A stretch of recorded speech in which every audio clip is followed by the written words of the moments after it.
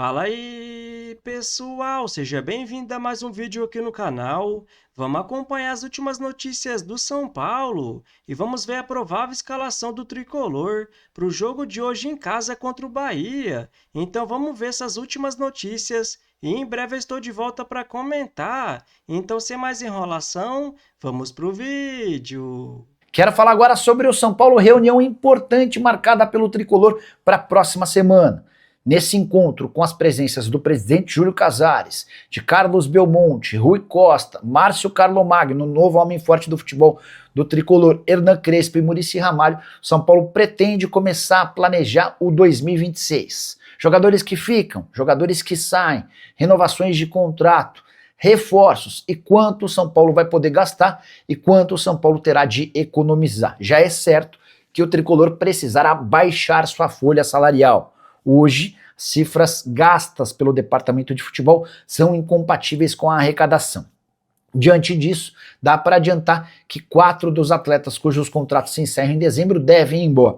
O Luiz Gustavo, volante que custa R$700 mil por mês, só fica se terminar a temporada jogando e aceitar uma enorme redução salarial. Rigoni, Dineno e Leandro não devem permanecer. O Rigoni, inclusive, só teria seu contrato renovado se nos 9 jogos que faltam ele conseguisse em todas as partidas disputar pelo menos 45 minutos.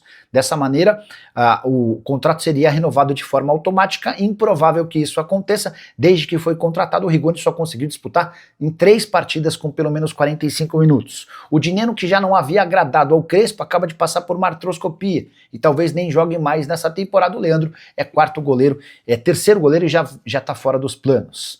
Queria contar também que Rodriguinho, cujo contrato se encerra em dezembro de 2026, vai ser tema dessa reunião. E aí, vale a pena ou não renovar o contrato do jogador? A primeira proposta feita pelo São Paulo já foi recusada pelo staff do atleta.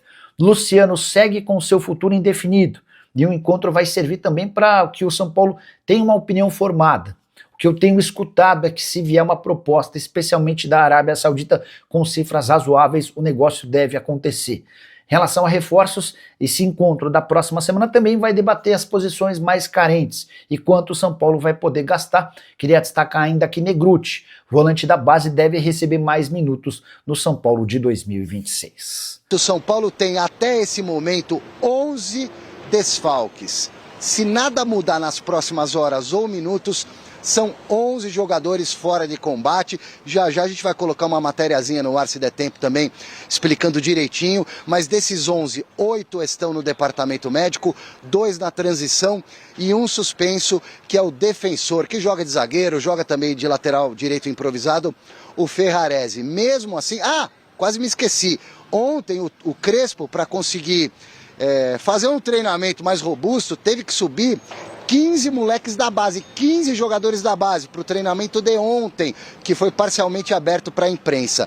E mesmo com todos esses problemas, ele vai manter o sistema com 3 zagueiros. Ele já adiantou isso na coletiva pós-derrota para o Mirassol, que o problema não é a linha de 3, e sim, talvez o que cada jogador, e até ele, Crespo, poderiam entregar um pouco mais, 1 centímetro aqui, 1 centímetro ali, para aumentar as chances do São Paulo de beliscar uma vaga na pré-Libertadores cada vez mais distante. Então vamos a uma possível escalação, Michele, no esquema 3-5-2, com o Rafael no gol, o Alan Franco, o Arboleda e também o Sabino na linha de 3. Pela direita, Mike, moleque da base, Bobadilha, mais por dentro, Marcos Antônio, volante, Rodriguinho jogando um pouco mais adiantado e o Enzo Dias fechando pela ala esquerda. E na frente, se o Crespo quiser, ele que tem muitos problemas, inclusive no ataque, com Caleri ainda se recuperando do problema de ligamento, o André Silva também, jogador que veio de LCA, ainda nem na transição está, ele poderia escalar o Lucas Moura e o Luciano. Se ele quiser, ele manda para campo o Lucas Moura e Luciano, mas ele tem outras opções também para frente. O Tapia, que não é um centroavante, mas joga no ataque. Ele tem o Rigoni, que chegou outro dia, precisa mostrar serviço, e até mesmo o Ferreirinha. Daqui a pouquinho eu volto para falar um pouco mais do São Paulo, Michele, com números de Rogério Ceni, que como técnico é freguês do Tricolor, mas no último encontro ele se deu bem. É daqui a pouco. Beleza, Silvestre? Bom, São Paulo desfalcado vai encarar o Bahia do Rogério Ceni. E qual a expectativa de vocês para esse jogo? A minha expectativa é a menor possível em relação a uma vitória do São Paulo. É mesmo? Mas é em casa o jogo. Mesmo sendo em casa, Nossa! o Silvestre falou no link, 11 desfalques, o time completamente desfigurado, os 4 centroavantes com um joelho lesionado. Bahia Como tá que em você quinto. vai julgar o trabalho do Hernan Crespo dessa forma? Ele não tem opções, ele vem tendo que armar o São Paulo com aquilo que sobrou nessa reta final de temporada. Então fica difícil de avaliar o trabalho. É lógico que há uma queda vertiginosa do São Paulo depois da eliminação na Libertadores. O time precisa reagir independentemente de quantos desfalques tenha no DM. Mas é difícil, sobretudo contra o Bahia, que é um adversário qualificadíssimo, treinado por um grande profissional, que é o Rogério Ceni. Recentemente venceu as 2 equipes que polarizam a disputa do título brasileiro, Palmeiras e Flamengo. Então, assim, é muito complicado, parada duríssima para o São Paulo, mesmo jogando em casa. E, Alex, o fato do Morumbi ser uma fortaleza para o tricolor era assim antes da Libertadores, né? Porque depois que caiu para a LDU, o público vem caindo e o São Paulo numa situação bem complicada.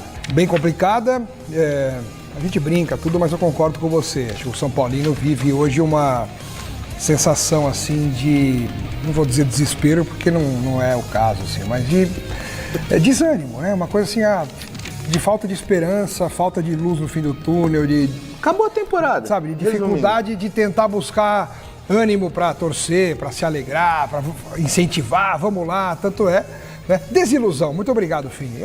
O São Paulino está desiludido. Igual o palmeirense. Tem mais um pouquinho de São Paulo no Gazeta Esportiva?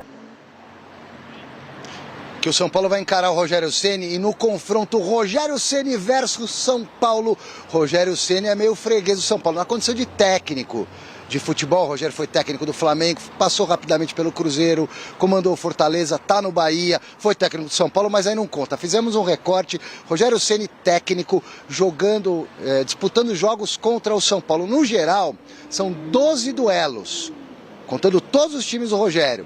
Em 12 duelos, o Rogério só venceu uma vez, empatou 2 e perdeu 9. Agora, pelo Bahia, Rogério Ceni, técnico do Bahia, 4 confrontos contra o São Paulo. E aí sim, aquela vitóriazinha que eu já citei foi justamente pelo Bahia no primeiro turno do Campeonato Brasileiro. Nos outros jogos, perdeu as 3.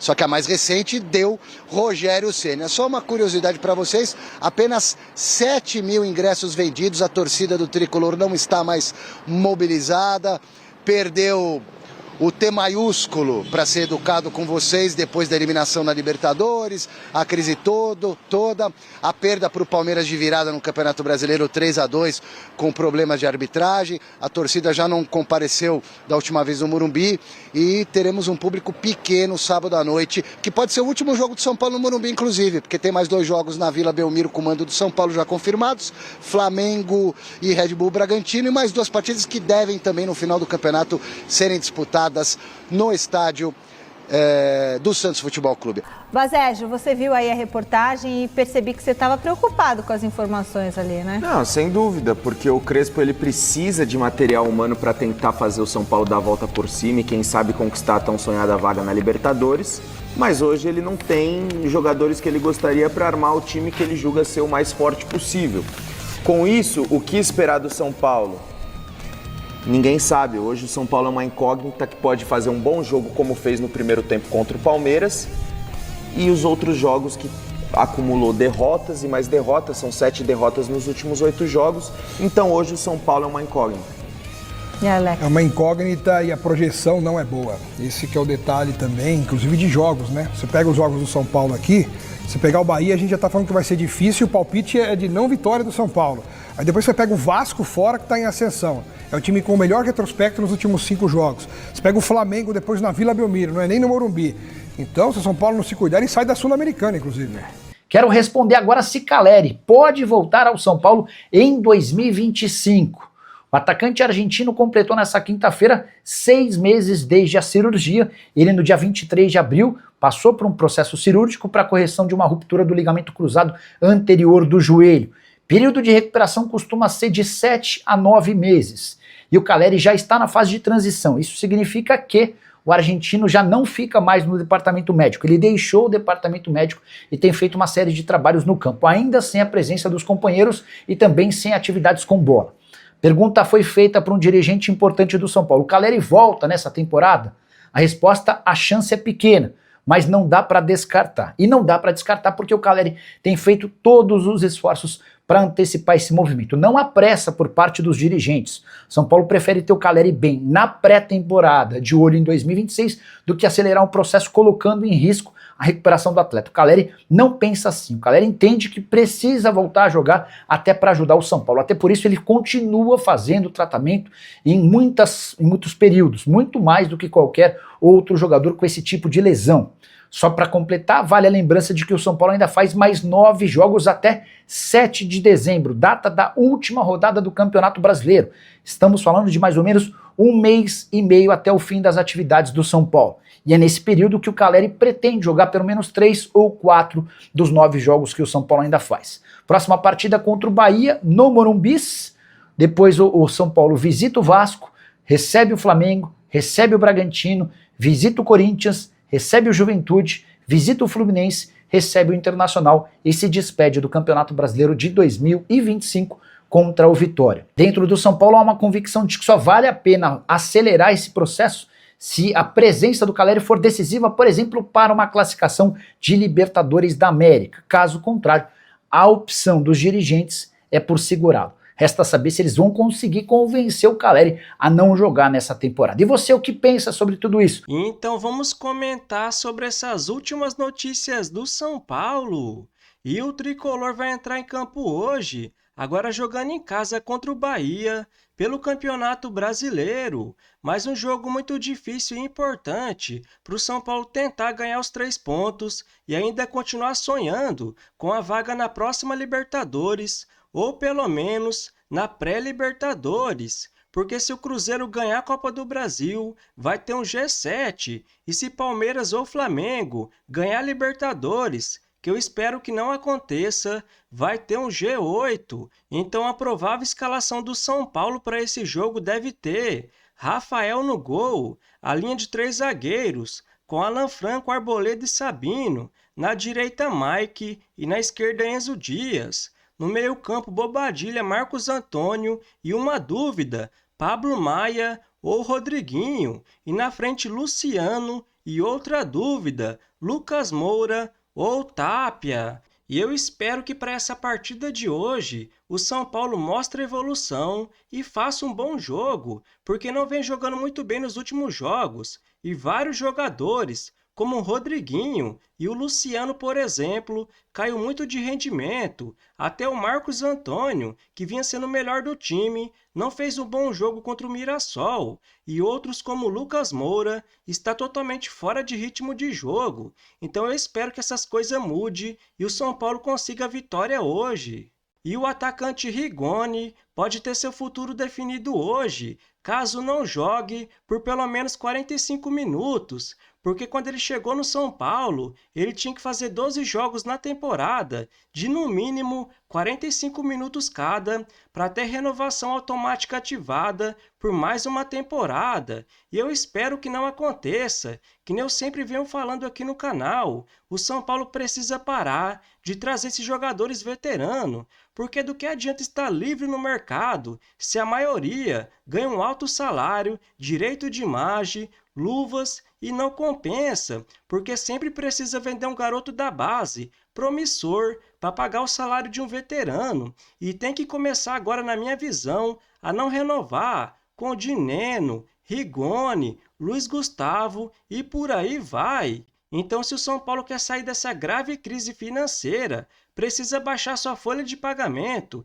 investir mais na base ou em jovens promissores, como o Marcos Antônio, por exemplo, nem que seja por empréstimo. E agora vamos ver o quanto é importante uma vitória do São Paulo hoje em busca de uma vaga na próxima Libertadores, ou pelo menos na pré-Libertadores, porque temos que ser sinceros, né, galera? Tanto o Bahia, adversário do São Paulo hoje, quinto colocado, com 49 pontos, Tanto o Botafogo, sexto, com 46, é muito difícil o São Paulo passar, então vai ter que esperar para ver se o Cruzeiro ganha a Copa do Brasil, para ver se vai abrir um G7 e se Palmeiras ou Flamengo ganha a Libertadores, que eu repito, espero que não aconteça para abrir um G8. Então, no momento, o São Paulo está em nono, com 1 ponto atrás do Vasco e 3 pontos atrás do Fluminense. Só que o Fluminense ainda tem um jogo a menos do que o São Paulo, né, galera?